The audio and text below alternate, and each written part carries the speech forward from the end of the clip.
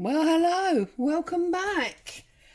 Here we are again. So, this is now part 6. This is the final part before we are done with this double book journal. So, I've got this, my desk has started squeaking, it's very bizarre. Okay, so when I left you yesterday, we had finished all of the inside components because we'd done all of this, and then on the small side we had put this flip flap together, okay, on that side, and we had done, let's move my coffee, we had done this one as well with the flap out and the flap up. I did tuck a couple of little bits in there while I was on film with you, but the other pockets and things need to be filled, but you know how to do that, so I will leave you with that. So all we needed to look at was the closure and the spine covering. So I had a think about a hitch post and maybe a clip, and I decided no, I wanted just a piece of raggedy pink cotton because I thought that would tie in nicely. It's just old bed sheet that's been dyed. But what I did do was I fed it through that piece of lace, and you can just see there it went across the back spine there, and then I pulled out some doilies and bits and pieces and glued them down on top, keeping the lacy theme but holding this, I'm sorry, here comes the postman, Boo's probably going to start barking, holding this well and truly in place, okay. And then I left it loose around the back, and I just put it so that you can pull it out if you want to, and then I just put it underneath this seam binding that holds in the journal. Now I'm just thinking, and obviously it just ties up, and I chose not to do a standard bow.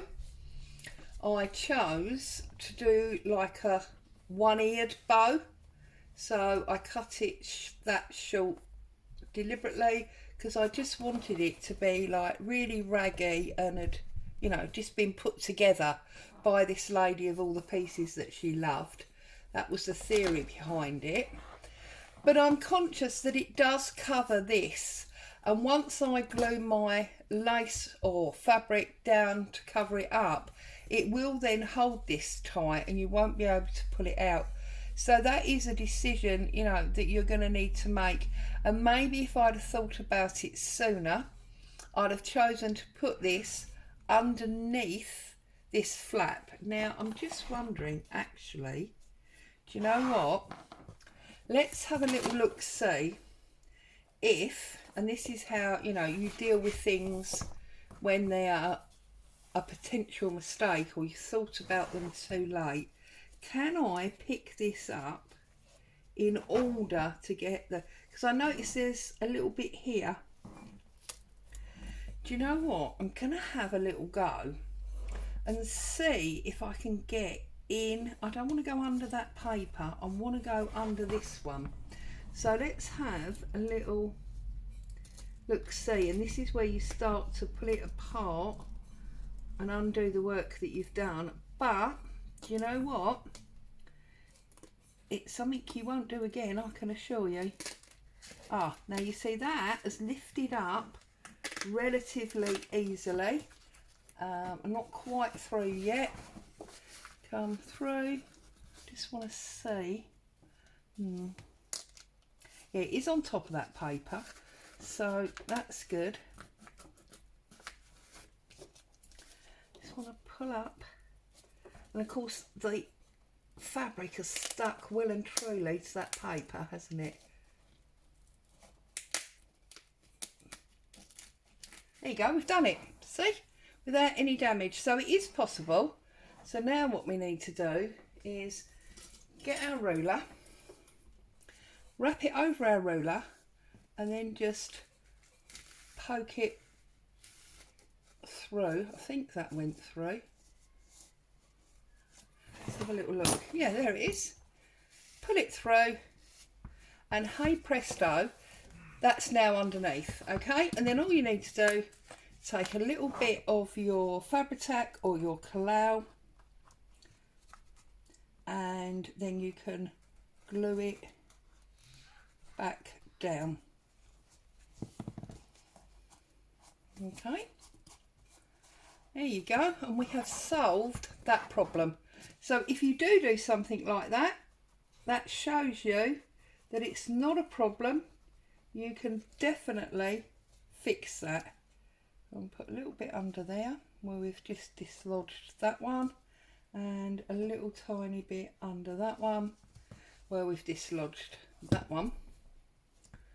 Okay, and that's all fine. We can put a little bit extra under there,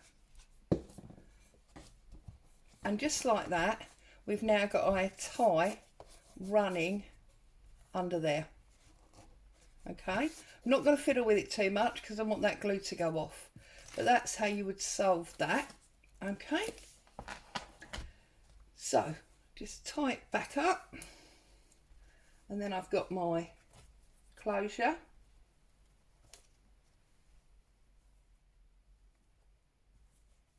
Sorry, I'm going a bit mad here for some reason, forgetting how to do a bow.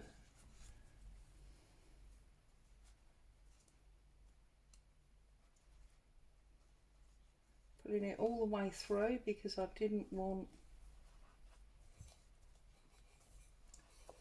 Oh, I've done it the wrong way around, haven't I? See, I'm going mad. Just don't think about it, Claire. Just do a bow and be done with it. There you go. A one-eared bow. Okay, so we've got our tie and it's securely under there and under there, so it's not going anywhere, but by the same token, you're not going to lose it. And then I just want to cover up this because I think that looks a little bit ugly. Okay, so I'm gonna, oh, it will stand up. Let me make sure that's in frame. If I turn it that way, it's definitely in frame. Right, and what I did was I fussy cut this flower, or this string of flowers, out of, I'm gonna have to bring it a little bit closer, out of a bigger piece of lace, and I'm just going to glue that down to cover that string that I don't want to see. So, simples, just dab some glue all the way around this. Okay, and I find the easiest way to do this, especially if you want to meander it rather than put it in a straight line, is just do a little bit at a time. So I've just done the first two, okay, and I'm going to pop that down where I want that to sit, like so. Okay, and then turn it round,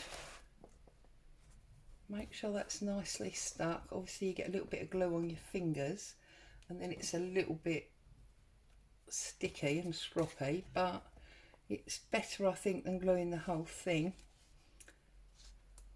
And then just glue the next flower. Okay, like so. Okay, next two, and then you can meander them where you want them, like so. Okay, and then you can do the next one because obviously I want it to come back that way now. So more glue on the next two.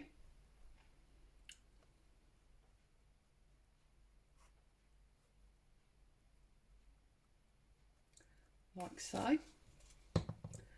And then bring that back over so it's wandering down the spine.